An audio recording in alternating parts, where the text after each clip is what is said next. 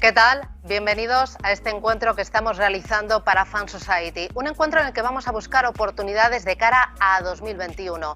La verdad es que el momento es complicado. ¿Por qué? Porque por un lado nos movemos entre la esperanza a encontrar pronto una vacuna para vencer al COVID y por otra parte el miedo a nuevos encierros o confinamientos en buena parte del mundo desarrollado. Pero aún así hay algo cierto y es que el Banco Central Europeo va a seguir chutándole al mercado nuevos estímulos al mercado y también a la economía, como lo están haciendo los principales bancos centrales del mundo.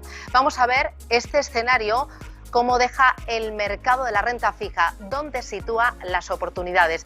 Y lo vamos a hacer con 4 gestoras de primera línea. Hoy nos acompañan M&G Investment, Aberdeen Standard Investment, NN Investment Partners y Vontobel. Y ya tengo en pantalla a los invitados que hoy me van a acompañar. Alicia García, M&G Investment, ¿qué tal? ¿Cómo lo llevas? Hola. Buenas tardes, Susana. Muchas gracias por invitarnos. Álvaro Antón, Aberdeen Standard Investment, ¿qué tal? Hacía mucho que no te veía, Álvaro. Hace un montón, gracias a Dios, y crucemos los dedos, todo bien y todos sanos, que es lo importante. Espero que vosotros también bien. Fenomenal. Álvaro de Liniers, NN Investment Partners, tenía muchas ganas de tenerte aquí. Gracias, encantada. Gracias a vosotros, Susana. Encantado yo también. Y también nos acompaña Ricardo Comín de Vontobel. Ricardo, ¿qué tal? ¿Cómo lo llevas? Pues un placer estar con vosotros y lo veo bien. No me puedo quejar. Toquemos madera. A ver. Bueno, vamos a buscar oportunidades en el mercado de la renta fija, pero yo quiero que antes me digáis qué más puede hacer el Banco Central Europeo en la última reunión de este año 2020, en diciembre. ¿Qué herramientas tiene a su disposición? Y empiezo contigo, Alicia. Bueno, pues estamos en una crisis casi sin precedentes desde la Gran Depresión y esto exige pues medidas muy extraordinarias por parte de los bancos centrales que deberían ir acompañados de expansión fiscal sin ninguna duda. ¿Qué puede hacer el Banco Central Europeo? Me voy a fijar en tipos de interés y en el programa de compras. Facilidad de depósito en el menos 0,05. La verdad es que no vemos posibilidad de que los tipos bajen mucho más y que veamos tipos más negativos. Esto es algo que solamente beneficia a los gobiernos, que son los que se han endeudado y seguirán endeudándose, y no ha sido una herramienta muy efectiva. Sí vemos posibilidad de tipos duales, es decir, de que el Banco Central Europeo aplique tipos diferentes a los préstamos y a los depósitos, que es algo que estamos viendo relativamente gracias al programa de Mario Draghi y que podría generar buenos beneficios para determinados sectores, por ejemplo, pues para el Gran Pacto Verde en Europa. Si nos fijamos en el programa de compra de activos, pues ahora tenemos el plan de emergencia con 1,35 billones hasta junio del 2021 y que reinvertirá en vencimientos hasta finales del 2022. Y luego estamos viendo las compras de unos 20.000 millones de euros mensuales, que todavía estamos muy lejos de esos 30.000 millones semanales de marzo. Así que a priori la medida más evidente es revisar el tamaño y composición de las medidas o de los programas de compra. En la parte de deuda pública, pues posiblemente podrían empezar a comprar más deuda pública de aquellos gobiernos que están, de aquellos países que han sufrido bastante durante el COVID, es decir, pues básicamente de la periferia, de Italia, de España o de Grecia. Y después en el programa de compra de activos de crédito privado, ahí no han incluido los bonos corporativos emitidos por bancos, que es un 30% del mercado de crédito corporativo con grado de inversión. Esto sería muy bueno, ya que abarataría mucho los gastos de financiación de los bancos. Álvaro, ¿qué más puede hacer el Banco Central Europeo? Bueno, podría hacer más cosas. Lo que no sabemos cuánto de grande quieren hacer la bolsa, ¿no? Yo creo que la bolsa es muy grande, pero ¿qué podría hacer más? Por ejemplo, irse a las medidas que ha hecho Japón, que evidentemente son mucho más grandes, y ya se ha asegurado que comprando 600 billones de bonos de gobierno, como decía ya Alicia, se ha asegurado tipos al cero por los próximos 10 años.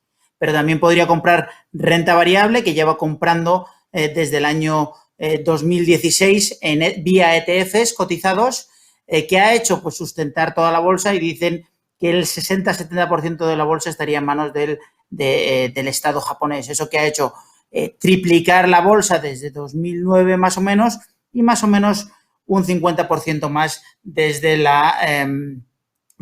aproximadamente 2016, que es cuando empieza a aplicar esos estímulos, que son aproximadamente 100 billones al año en ETFs cotizados. Eso podría ser el otro extremo. ¿Qué más herramientas tienen los bancos centrales, en concreto Christine Lagarde? El otro Álvaro. Sí, pues al final es muy importante y ya venimos hablando de la importancia de los mensajes, ¿no? Sin ir más lejos, la semana pasada, ¿no? Nuestros economistas piensan que el mensaje de Lagarde, creo que fue el pasado 11 de noviembre, fue bastante importante, ¿no? Y esto tiene un impacto en los mercados, incluso en la economía real, ¿no? Dejó entrever que las medidas fiscales y monetarias van a ir más coordinadas. Hasta ahora el BCE, como sabemos, ha estado centrándose en evitar estas espirales de falta de liquidez con los programas de compra, que han funcionado muy bien, especialmente para prevenir movimientos bruscos de spreads en países periféricos.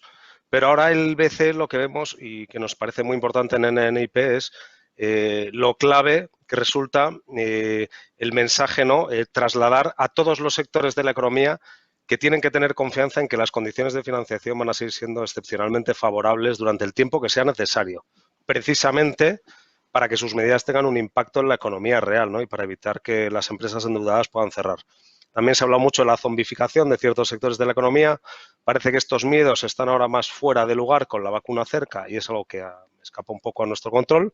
Y por otro lado, pues sí que creemos que los mensajes, este mensaje de confianza, pues está teniendo un impacto real, ¿no? Sin ir más lejos, pues Lagarde dijo la semana pasada que ha salvado más de 1 millón de puestos de trabajo. Luego creemos que, de nuevo, los mensajes siguen siendo importantes y que las medidas por ahora pues están siendo bastante razonables. Ricardo, desde tu casa, ¿cómo veis este entorno que dejan los bancos centrales con tanta liquidez inyectada? Bueno, está claro que era bueno, lo que habían anunciado, lo que venían anunciando y lo que siguen anunciando. Lo que vemos también bastante claro, lo veíamos desde el año 2012 y después de todo lo que es el efecto COVID mucho más, es que los tipos bajos están para quedarse. Hablamos, bueno, en este caso fueron en Jackson Hole, me voy al otro lado del charco en cuanto a Banco Central, pero fue el comentario que hizo el señor Powell, que del año 1900, en este caso 50 hasta el año 82, bueno, vimos una inflación absolutamente fuerte, subiendo muy fuerte. Del año 82 al año 2009 fue una inflación moderada. Ahí sí que tenía mucho más sentido las subidas y las bajadas de los tipos, tratando de controlar el recalentamiento de las economías, pero desde el año 2009 no vemos inflación. Y no vemos inflación por diferentes factores, el mayor endeudamiento en este caso de los países.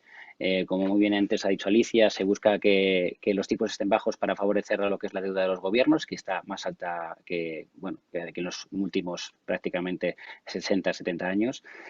Por otro lado, vemos que tenemos en los países desarrollados una demografía mucho más envejecida.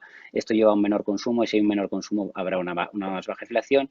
Y vemos también lo que es una desinflación por parte de todo lo que es la digitalización.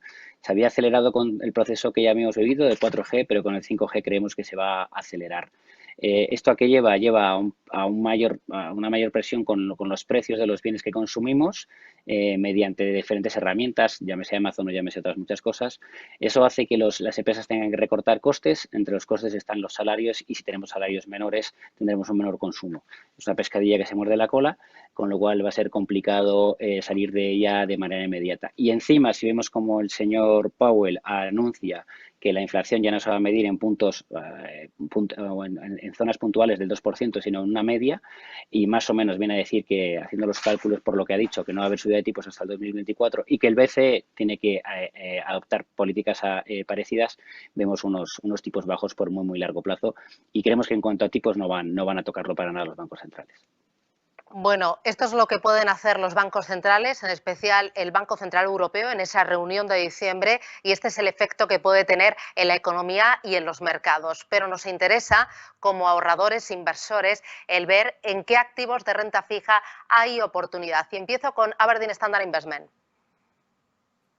Gracias, Susana. Pues nosotros desde el punto de vista actual, económico, que vemos de muchísimos estímulos, de incertidumbre, porque la incertidumbre la estamos viendo porque los resultados van a ser muy mayores a lo que han sido en años precedentes. Estamos hablando de la mayor crisis desde la Segunda Guerra Mundial y todo eso va a hacer que veamos muchas sorpresas en los resultados. Los resultados es cierto que han mejorado mucho desde julio, agosto, etcétera, etcétera, pero poco a poco esa deuda ha ido creciendo.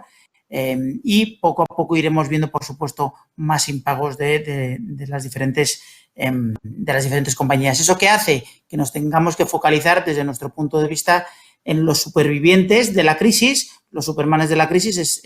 Es sencillo, pero es la realidad en aquellas compañías con un proyecto muy claro, con poca deuda y que estén bien gestionadas. ¿Qué nos hace focalizarnos a nosotros? Nuestro activo favorito a nivel global sería la primera parte del crédito que, como yo creo que avanzado todos, los tipos van a ser muy reducidos por mucho más tiempo, incluso negativos, es decir, que la deuda de gobierno no nos va a pagar. Es verdad que se ha apreciado mucho este año, pero no nos va a pagar. Entonces, ¿qué vamos al siguiente escalón? Para nosotros, la deuda corporativa, investment grade de alta calidad crediticia, hasta rating BBB, como que sabemos que es el investment grade, esa sería nuestra clase de activo favorita a nivel global, donde invertiríamos en Estados Unidos, Europa y, por supuesto, mercados emergentes. ¿Por qué a nivel global? Nosotros, que la incertidumbre de las elecciones de Estados Unidos más o menos se ha pasado. La parte de emergentes es fundamental tocarla, aunque sea con un 15, un 20%, pero es fundamental tocarla porque son los primeros que han conseguido salir de esta crisis. Adicionalmente, son los que más rentabilidad, o sea, deuda de alto rating corporativo es la que más rentabilidad nos va a dar. Y luego Europa por todos esos estímulos de los que yo creo que hemos hablado todos. Entonces, sería esa parte de crédito corporativo de alta calidad, sin bajarnos a high yield, donde a lo mejor hay más oportunidades, por supuesto, pero desde nuestro punto de vista creemos que va a ser más volátil y ese inversor moderado o ahorrador, como me has preguntado, yo creo que va a estar más tranquilo con una volatilidad aproximada histórica del 2,5%.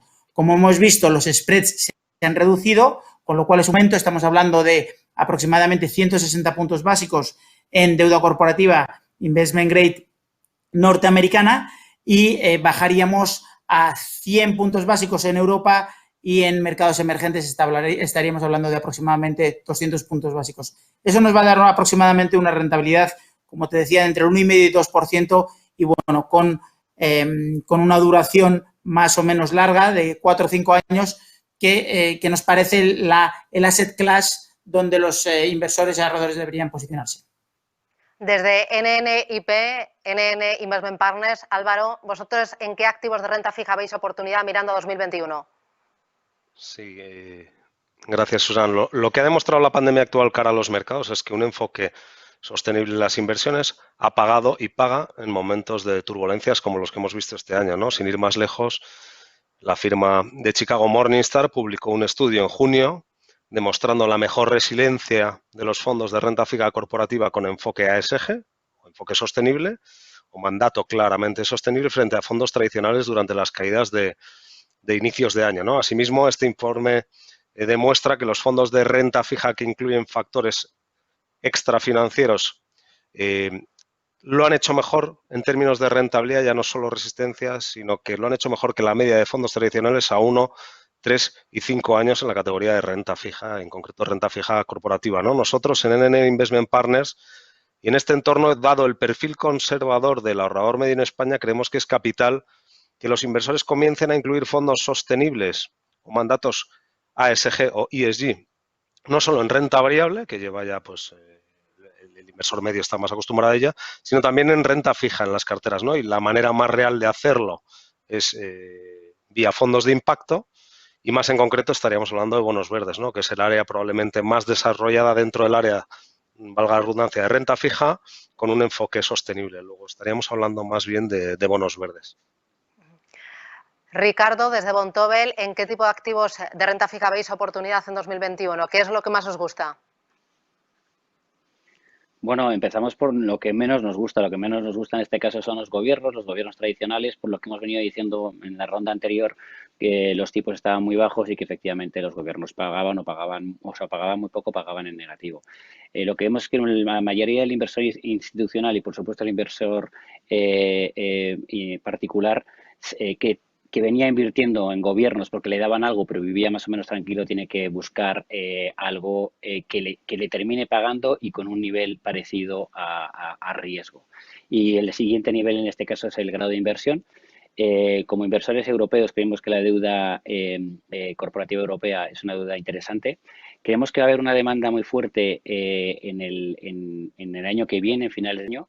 El periodo que estamos viviendo es un periodo de reparación, probablemente en el año 2021 sea un periodo de recuperación, y en los periodos de recuperación lo que hacen las empresas es preocuparse mucho en lo que es el repago de deuda, preocuparse mucho en pagar el cupón y preocuparse mucho en sanear lo que son sus propias cuentas. Esto siempre termina beneficiando a lo que es el bonista. Por eso creemos que es interesante invertir en renta fija y especialmente en corporativo. Y además hay un nuevo comprador, que es el Banco Central Europeo, que va a estar interesado también en la compra de corporativo. Si contamos la compra que puede hacer el Banco Central Europeo para la deuda investment grade corporativa y contamos también en este caso una mudanza que pueden hacer los inversores institucionales de gobiernos, dejando solo la parte de gobiernos a lo que es el Banco Central, y se empiezan a mudar a lo que es el corporativo investment grade para sacar algo de rentabilidad en sus carteras, creemos que, y además hay que tener en cuenta que el año 2021 no va a haber tantas emisiones de crédito corporativo como ha habido otros años. Creemos que va a haber una detracción de renta fija corporativa en el mercado de unos 750.000 millones. Y Alicia, en tu casa, desde Emanji Investment, ¿en qué activos de renta fija veis valor? Bueno, yo empezaría hablando por dónde no vemos valor, igual que mis compañeros, que es en bonos gobierno, donde pues vemos que hay un riesgo casi asimétrico, más que perder que ganar, y además pues tienen muy poca capacidad de diversificación. Para mí la pregunta importante es ver dónde estamos, en qué momento del ciclo estamos. ¿Estamos ya al principio del siguiente ciclo o estamos en ese periodo de transición? Y desde nuestro punto de vista todavía estamos en el periodo de transición hacia el siguiente ciclo. Así que todavía veremos pues, a más defaults y muchas compañías que se quedarán por el camino. Pero en un entorno de mucha liquidez y con políticas tan acomodaticias, todas las estrategias de carry deberían hacerlo bien. A nosotros nos gusta el high yield para este entorno, pero accediendo al high yield a través de bonos flotantes que son mucho más defensivos. Hemos visto una buena recuperación después de las ventas masivas de marzo, pero el high yield flotante se ha quedado rezagado. Desde nuestro punto de vista, esto se debe a dos factores técnicos muy importantes. Primero, los CLOs, que eran los grandes compradores de bonos flotantes, todavía no han recuperado esa actividad normal. Y después, tiene que ver con la política de la Reserva Federal de incluir ETFs de high yield en sus programas de compra de activos. Al no haber ETFs de high yield flotante, pues este activo no se ha visto beneficiado. Esto que ha dado lugar pues, a una situación en la que los diferenciales son muy atractivos, están en 550 puntos básicos, ofreciendo una prima de liquidez bastante atractiva, de unos 100 puntos básicos versus el high yield tradicional. ¿Qué está descontando además el mercado? Pues una situación bastante negativa, unas tasas de default de 58%, cuando lo máximo que hemos visto es un 31%. Acompañado del seniority de este activo es muy atractivo.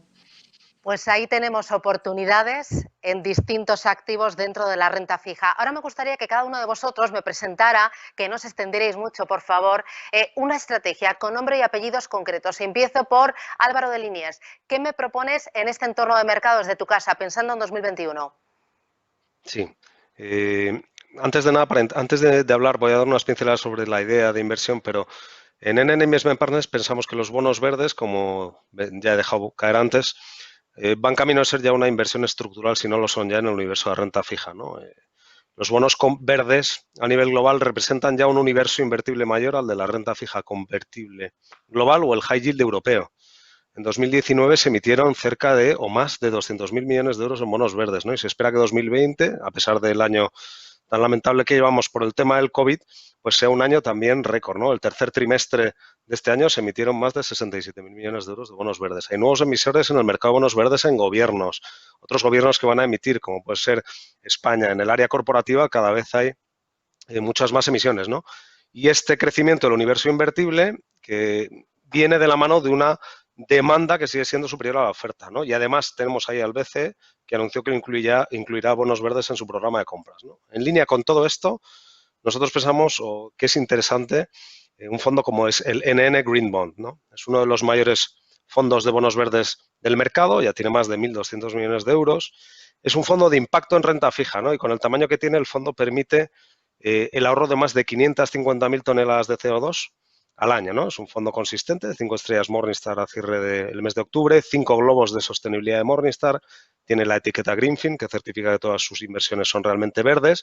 Y al final es un fondo muy sencillo de entender, que se centra en la selección de bonos verdes, no hacemos derivados, luego miramos muy mucho qué hacen los emisores con los fondos que captan y evitamos el llamado ecoblanqueamiento o greenwashing en inglés, buscando los bonos que serían verde oscuro, ¿no? Hacemos un amplio reporting de impacto para demostrar que efectivamente este es un fondo de impacto en renta fija y también una de las mayores diferencias con respecto a otras ideas que puede haber en el mercado es que tenemos un equipo gestor dedicado, donde tenemos 3 analistas y otras 4 personas dedicadas únicamente a mirar lo verde de los bonos verdes, ¿no? Y a seleccionar los mejores emisores. Y además un equipo de inversiones responsables formado por 10 personas, que es muy importante y pensamos que ayuda a la hora de seguir temas regulatorios, integrar factores extrafinancieros en las inversiones y el engagement o esa relación que tenemos con los emisores día a día, ¿no? Para evitar también este ecoblanqueamiento. Y ya para terminar, pues tenemos este fondo que sería el NN Green Bond, que lanzamos en 2016, uno de los fondos pioneros en el mercado de bonos verdes. El año pasado lanzamos una versión de corta duración, que es la misma cartera, pero con una duración de 2 años, más adecuada a lo mejor para aquel inversor pues que no quiere tener un riesgo de tipos elevado. Y este año, a principios de 2020, lanzamos la versión NN Corporate Green Bond, que al contrario que los otros fondos que invierten en gobiernos y en renta fija corporativa, siempre en bonos verdes, este fondo solo invierte en la parte de emisores privados y que ahí completamos un poco más el círculo de todas nuestras capacidades en bonos verdes. Hay 2 cositas que me gustaría preguntarte. Una de ellas, has hablado del greenwashing en bonos verdes. ¿Cómo puede evitarse? Sí, esto existe, ¿no? Nosotros descartamos de inicio algo menos de un 20% del universo invertible en bonos verdes por este motivo, ¿no? Por esto es importante llevar a cabo una gestión activa, ¿no? El hecho, como decía antes, de tener analistas dedicados, no solo que miren la parte de crédito, sino lo verde, el verde oscuro, la parte verde de los bonos verdes, nosotros, pues por ejemplo, nos hace descartar invertir en bonos verdes de algunos aeropuertos que no ponen a lo mejor toda la carne en el asador a la hora de reducir sus emisiones de CO2 y en ocasiones también fruto de este engagement o las conversaciones recurrentes que tenemos con emisores hemos incluso desinvertido en bonos verdes debido a políticas poco transparentes o poco ecológicas por parte de emisores. Y hay otra duda que tengo, bonos tradicionales frente a bonos verdes, ¿cómo es el binomio riesgo-rentabilidad? ¿Qué comparación hacéis? Sí, al final lo que hay que tener claro es que no por el hecho de invertir en bonos verdes es menos rentable que invertir en bonos tradicionales. Lo comentamos al principio, definitivamente este año se han comportado mejor los bonos verdes, especialmente en la parte corporativa con respecto a los bonos tradicionales, pero a largo plazo, y si por ejemplo coges como referencia la cartera de nuestro NN Green Bonds, invirtiendo en bonos verdes de gobiernos y empresas con una gestión activa, hemos logrado batir netos de comisiones a un índice agregado de bonos verdes tradicionales, como podría ser el Barclays Euro Aggregate, todos y cada uno de los años desde 2017, incluyendo este año, como decíamos, y hasta la fecha, ¿no? Y bueno, pues, la verdad es que desde luego no vemos grandes diferencias y una gestión activa, al igual que con los bonos tradicionales, puede añadir valor y nosotros pues lo estamos viendo. Pues tenemos ahí una estrategia concreta con nombres y apellidos. Me voy ahora con Ricardo Comín, desde Vontobel. ¿Qué estrategia estáis empujando de cara a 2021? Pues Susana, lo que te vamos a presentar en un momento dado es un fondo que ya es un clásico nuestro, es el Vontobel Fund Euro Corporate Bond Mid Yield. Es un fondo muy sencillo de entender, es incluso más complicado su nombre, que luego explicaremos por qué tiene ese nombre, pero es un fondo que lo que invierte es en bonos de grado de inversión europeos. Con las siguientes características. 2/3 del fondo tiene que estar invertido en grado de inversión y principalmente entre Single A y Triple B. Por eso el fondo tiene esa terminación de Mid Yield Bond. Tiene que ver con que está en el grado medio dentro de lo que es Investment Grade. Como digo, 2/3 tiene que estar obligatoriamente invertido en eso. 1/3 puede llegar a invertirse, o hasta un 33% puede llegar a invertirse en ratings superiores. Esto es una herramienta defensiva, es decir, si las cosas se ponen feas, se puede llegar a invertir hasta un 33%, por ejemplo, en bonos alemanes. De esa manera podría cubrir la cartera o podría proteger la cartera, además de las coberturas que puede hacer con respecto a otros bonos que tengan cartera corporativos. Y luego, como no tiene obligación de ese 33% restante gastarlo en nada en concreto, puede llegar a invertir hasta un 20% también si las cosas están muy constreñidas en cuanto a yield, puede llegar a invertir hasta un 20% en W, nunca por debajo de W. Y la intención en este caso de esas inversiones en torno al W es encontrar empresas que puedan subir de rating, las famosas Rising Stars. Estarías comprando empresas que pagan a día de hoy como un high yield, pero que no tardará mucho en ser un investment grade. Y de eso va el trabajo de los analistas, que es un fondo especial, podríamos decir que lo que busca son bonos y nombres interesantes, aunque haga luego también un análisis todos los meses top-down.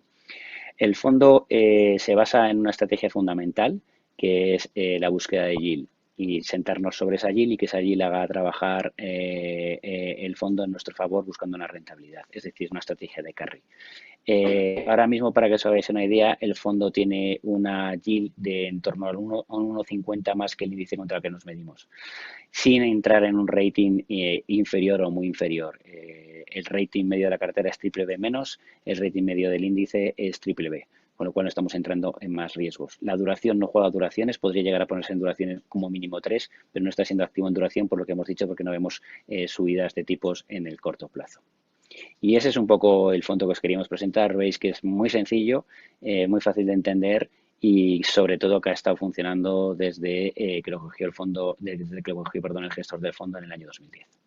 Y dos cositas más que te voy a preguntar sobre el fondo de inversión, sobre la estrategia concreta. Me interesa en una de ellas, ¿no creéis que los diferenciales de crédito ya se han estrechado demasiado? Si lo comparamos con el peor momento del COVID, desde luego ha corrido muchísimo. Y el que estuvo acertado al invertir en esos momentos seguro que ha ganado mucho dinero, con lo cual puede haber la tentación en un momento dado de abandonar este tipo de activo. Pero si lo ponemos en contexto con lo que era el principios de este año o finales del año 2019, sigue habiendo unos diferenciales todavía mayores que los que había en ese momento y la gente era positiva con el corporativo.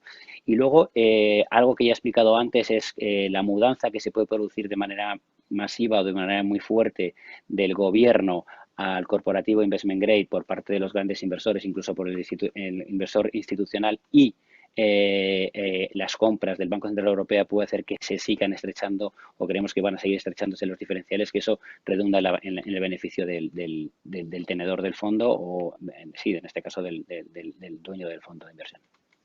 Y también me interesa saber la rotación sectorial, cómo ha sido a lo largo de este ejercicio, porque supongo que no tenéis lo mismo ahora que teníais en marzo de este año 2020.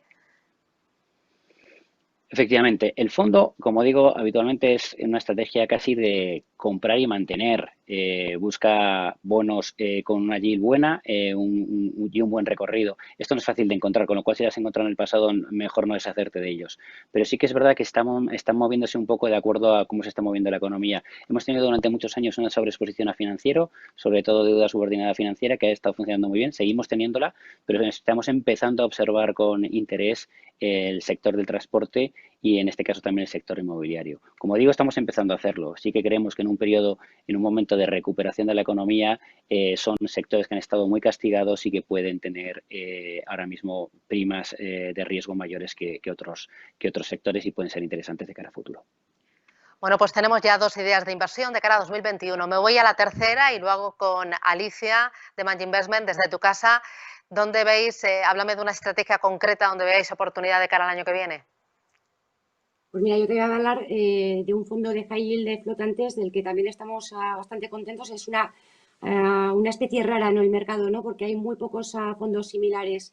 Es un fondo que gestionamos desde hace más de 5 años. Es el M&G Global Floating Rate High Yield. También es un fondo que tiene un nombre difícil de recordar, pero voy a intentar darte unas pinceladas y explicaros un poquito para que entendáis lo que hace el gestor. Es una cartera de unos 1.500 millones de euros que gestionamos de manera activa e intentamos seleccionar las emisiones dentro del universo que presentan el mejor perfil de rentabilidad-riesgo. El gestor, que es James Tomlins, es nuestro especialista en M&G en high yield, pero además muy importante remarcar pues, que se apoya en uno de los equipos de análisis de crédito más numerosos en la industria a nivel europeo. Los analistas son analistas de carrera, están especializados por sectores y tienen un conocimiento excelente cada uno de su mercado. emitir un rating por cada emisión en la que estamos posicionados, con independencia de lo que digan las casas de calificación crediticia. También contamos con un equipo de gestión de riesgos que monitoriza constantemente la liquidez de la cartera, básicamente cuánto tiempo tardaríamos en deshacer la cartera en diferentes escenarios, y que ha sido de muchísima ayuda en los momentos de más estrés este año. Es un fondo muy diversificado, tiene más de 200 líneas, actualmente está ofreciendo un yield de más del 5, en concreto de la 5,5, y con muy poquita exposición a tipo de interés, ¿no? Como os decía al principio. La cartera está diseñada para ofrecer a los inversores ese income propio del high yield, pero con menor beta por la senioridad de las emisiones. Y los principales motores de la rentabilidad en este fondo pues van a ser el riesgo de crédito, las tasas de default y el alfa que aporte el propio gestor a través de la rotación o selección de bonos. Para ponerlo un poquito en perspectiva, hay que tener en cuenta que el índice de flotantes, el 75% de los emisores son senior secured, es decir, las emisiones están garantizadas con los activos propios de la compañía en caso de un default. Esto se compara con el 14% del índice global de high yield. La tasa de recuperación, además, es bastante superior, ¿no? Es de un 68% comparado con un 48% de los bonos normales. Hemos tenido muy pocos defaults en la cartera, pero hemos incluso tenido casos de un 100% de recuperación, lo cual es algo muy, muy, muy raro. Algo que no he dicho al principio es que además en Emanji tenemos un equipo especializado en la reestructuración y que está a disposición del gestor para que, llegado el caso, si hay una reestructuración, pues que obtengan las mejores condiciones para los inversores. En términos de rentabilidad, como os decimos, es un tipo de activo que sigue rezagado, debe llevar en torno a un menos 3%, mientras que el high yield lleva ese menos 1%, pero no se debe a factores fundamentales, sino más bien a factores técnicos. Y lo que estamos haciendo ahora mismo pues, es a sobreponderar Estados Unidos, sobre todo porque hay más oportunidades al ser menos populares los flotantes en Estados Unidos, y porque vemos más crecimiento en los próximos meses en Estados Unidos que en Europa. Estamos sobreponderando además los sectores que van a estar menos castigados por la crisis del COVID. Y en calificación crediticia pues estamos más posicionados en dobles Bs y en Bs, y con muy poquita exposición a triples Ds. En definitiva, es una forma de jugar a high yield con un perfil más defensivo. Como he dicho anteriormente, no hay ETFs que repliquen a este mercado, por lo que solo se puede jugar a través de gestión activa, y es a través de este tipo de fondos. Me interesa el tamaño del mercado high yield flotante. ¿Es lo suficientemente amplio para garantizar la liquidez y al mismo tiempo que garantizar que la cartera sea diversificada, Alicia? Sí. Pues mira, me alegra mucho que me hagas esta pregunta porque es bastante relevante. El universo de high yield flotante no es enorme. Es un universo de unos 80.000 millones de dólares que sigue creciendo, crece despacio, pero sigue creciendo. Pero aún así es pequeño comparado con otros mercados de high yield. El objetivo de nuestro fondo es mantener por lo menos la mitad de la cartera, el 50%, en bonos físicos flotantes. Pero a nivel global solamente hay unos 300 emisores y además no operan en todos los sectores. Es decir, que se nos queda un universo un poco reducido, sobre todo si queremos tener una cartera bien diversificada, ¿no? Entonces, lo que hacemos para aumentar el universo es construir sintéticos, y lo podemos hacer a través de dos formas. Podemos hacerlo a través de CDS, es decir, tener exposición a un balance de una compañía que nos gusta, vendiendo protección y comprando un flotante de gobierno. Así creamos un instrumento que se comporta exactamente igual que un flotante. Y si no, pues podemos comprar un bono high yield tipo fijo tradicional, senior secured, y aparejarlo con un interest rate swap y cambiar su cupón por uno flotante. Y otra vez volvemos a acceder a todo el universo de la renta fija a través de sintéticos. Vale, y me interesa también saber, porque has mencionado antes el trabajo del gestor, ¿qué cambios ha hecho el gestor a lo largo de este ejercicio tan convulso? Sí, bueno, ha sido un año muy, muy complicado para todos los gestores de renta fija.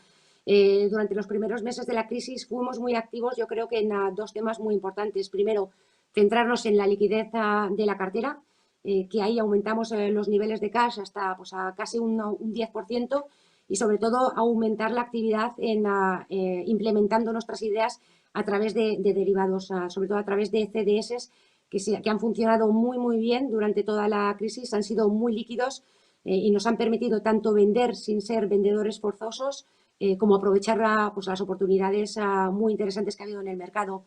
Y luego, pues, analizar quiénes han sido, quiénes van a ser los supervivientes y evitar los perdedores. Esto es muy importante. Yo el foco en la gestión sigue siendo la misma. Ya no se trata de seleccionar a los ganadores, sino sobre todo de saber evitar a los perdedores. Pues vamos a ir con otra estrategia ganadora de cara al año que viene. Nos la presenta ahora Aberdeen Standard Investment. Álvaro, todo tuyo, adelante.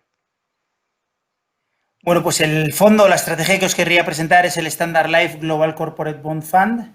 Es un fondo de investment grade, calidad crediticia media, siempre investment grade, invierte un 90% en investment grade y podría irse hasta un 10% en high yield. Solo podría hacer crédito corporativo. Es un fondo traspasable, registrado en España, por supuesto. Es un fondo de 2.200 millones en Luxemburgo. Muy diversificados, son aproximadamente 150 emisores, 400 posiciones y básicamente lo que busca es diversificar a través de buena selección de crédito. Lo más importante para nosotros es la selección de crédito y somos poco activos tanto en duración como en tracking error como en derivados. No utilizamos derivados a no ser que solo sea para cubrir la divisa y, como decía, es un fondo muy sencillo. ¿Cómo está posicionado? Bueno, está posicionado fundamentalmente para todo lo que hemos dicho al principio, que es posicionado a favor de los estímulos de los bancos centrales y el 40% aproximadamente sería deuda corporativa emitida por bancos. De eso, el 35% sería deuda senior y el 5%, 6% sería en deuda subordinada lower tier 2, que es donde tendríamos un poco de underweight respecto al índice. ¿Qué otras cosas está tocando y por qué lo ha hecho también este año? Toca el consumo no cíclico, que es aproximadamente un 20% de la cartera, materiales básicos y utilities. Pero utilities también ha estado fuera fundamentalmente de compañías energéticas y ha tocado más compañías renovables, que además ha hecho buena mención mi tocayo Álvaro. Como decía, fundamentalmente está posicionado en investment grade, hace rating A aproximadamente el 25-30%, el 60% sería triples Bs, el doble Bs hemos incrementado de forma significativa porque estábamos prácticamente en un 1-2% a principios de año y ahora nos hemos ido al 6% y está incrementando dobles Bs y no puede, línea roja, no puede invertir en triples Cs. Sí puede coger posiciones fuera del benchmark, es decir, puede ser gestor activo y podría buscar un 30%. Diversificación, hemos dicho antes, geográfica, por supuesto, el 40%, un poco más, 45% es Estados Unidos, aproximadamente un 30% sería Europa y toca aproximadamente un 15% en mercados emergentes, que como decíamos es de donde viene la chispa del mundo, ¿no? Integra criterios ESG, somos firmantes de UNPRI desde 2007 y este fondo integra principios ESG, hacemos engagement y hacemos seguimiento de todas las compañías, sobre todo a través de los 1.100 analistas, con un equipo de ESG independiente de 50 tíos dedicados exclusivamente. Dentro del equipo de renta fija hay 25 personas y luego, aunque no lo he dicho, el equipo es muy estable. Este equipo venía de Standard Life, que sabéis que nos fusionamos con ellos en 2017, que era la mayor aseguradora de Reino Unido, y esto lo que viene a contar es que en investment grade corporativo estamos invirtiendo a día de hoy, incluyendo mercados emergentes, 100 billion de euros. Es decir, es la bicicleta que mueve toda la parte de renta fija, que serían 150 billion. No sé si me he dejado nada. Ah, sí, rentabilidad en el año 6,6%. Esos son 30 puntos básicos más que el índice. Vale, dos cositas más que sí que me interesan. Has hablado en un par de ocasiones de los estímulos del Banco Central Europeo. ¿Cómo está gestionando los activos de renta fija el gestor ante más estímulos? ¿Cómo se está preparando? Bueno, pues la idea no sería incrementar mucho más porque ya tenemos cierto overweight al sector financiero, pero bueno, creemos que a día de hoy, al contrario que por la renta variable, la renta fija es claramente un modelo a seguir dentro del sector financiero. ¿Por qué? Porque a través de las provisiones y de todo lo que nos están pidiendo los bancos, no ha sido nunca más seguro invertir en deuda de los diferentes bancos. Y luego me interesa también muy breve la exposición a high yield y también la gestión de los fallen yields. Ah, qué buena pregunta, esa es muy buena porque, como he dicho, la selección de crédito es fundamental, es donde saca el alfa, donde aporta la rentabilidad del equipo gestor, y los fallen angels, la verdad es que ha sido una gestión espectacular. Estamos hablando que en Global Corporate ha habido desde 2010 aproximadamente 240 fallen angels, es decir, compañías que pasan de triple B a doble B o inferior, y en nuestro caso ha habido 14 fallen angels, es decir, un 95% menos, solo sería un 5%, con lo cual la parte de fallen angels la hemos gestionado muy bien. ¿Eso qué ha redundado? Pues la verdad es que ha redundado en que el performance siempre ha estado en territorio positivo desde 2010, que es bastante decir, y en todos los años que ha habido un poco de crisis, 2015, 2011, 2018, siempre por encima del índice. La verdad es que lo ha hecho muy bien el equipo gestor. Respecto a high yield, pues mira, a principio de año estábamos prácticamente en cero y ahora somos muy selectivos en high yield, compañías supervivientes que han dicho tanto Alicia como Ricardo anteriormente, compañías supervivientes, nosotros los llamamos los supermanes de la crisis, o yo los llamo así porque me parece que es ser Superman o de otro planeta el pasar toda esta crisis bien, y buscamos high yield de más calidad y nos hemos ido aproximadamente al 6%. El límite, como te decía, nunca lo tocamos o nunca lo hemos tocado, sería del 10%. Y ahora estamos en para ser exactos, 6,6%. Bueno, yo creo que tenemos 4 estrategias importantes, muy interesantes, muy atractivas de cara a 2021 y en el mercado de la renta fija. Ahora os voy a pedir, porque me habéis dado mucha información, no sé si sois conscientes, en muy poquito tiempo, y las estrategias hay que estudiárselas y hay que mirárselas para tomar decisiones. Pero me gustaría, para terminar, que me dierais 4 titulares, 4 ideas clave que yo me lleve, como digo, en mi disco duro para que cuando vaya a seleccionar mi estrategia de inversión de cara a 2021 yo la recuerde. Empiezo, Ricardo, contigo.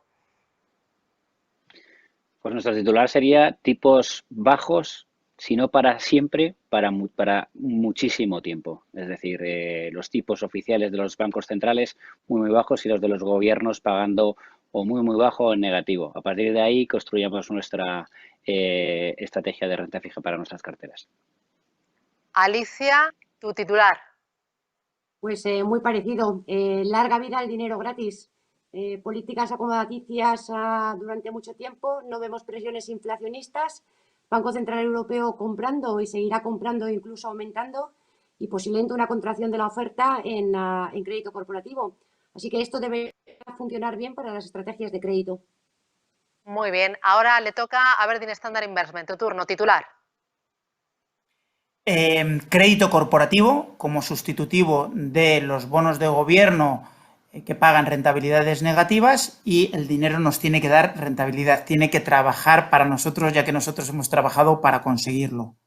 16 trillones en renta fija negativa, con lo cual bonos de gobierno investment grade que están favorecidos por todos los estímulos de los bancos centrales y que serán el nuevo sustitutivo de la renta fija, fondo de armario o activo de armario de nuestras carteras. Y es el turno de Álvaro Liniers, broche de oro. Pues gracias, Susana. En mi caso son 2 mini titulares, uno más general y uno más particular. Por un lado, que las inversiones socialmente responsables no son una moda, es algo que ya es evidente, sino que algo que ha venido a quedarse y es una convicción de NN Investment Partners desde hace más de 20 años, cuando lanzamos nuestro primer fondo o mandato sostenible. Y por otro lado, que también es muy importante, que no solo se puede invertir con un enfoque sostenible en acciones, sino también en renta fija, y que tal vez la manera más pura de hacerlo a día de hoy sería a través de bonos verdes, que ya no son un nicho y que perfectamente pueden jugar un rol estructural en las carteras de los inversores como complemento de las mismas. Bueno, pues tenemos ahí el escenario, las estrategias y las ideas clave. Alicia García, Emanji Investment, Álvaro Antón, Aberdeen Standard Investment, Álvaro de Liniers, NN Investment Partners y Ricardo Comín Bontobel. A los 4 muchísimas gracias y que 2021 nos vaya muy bien. Gracias y salud para todos. Un abrazo. Gracias. Muchas gracias. Gracias. Un abrazo a abrazo. todos. Gracias.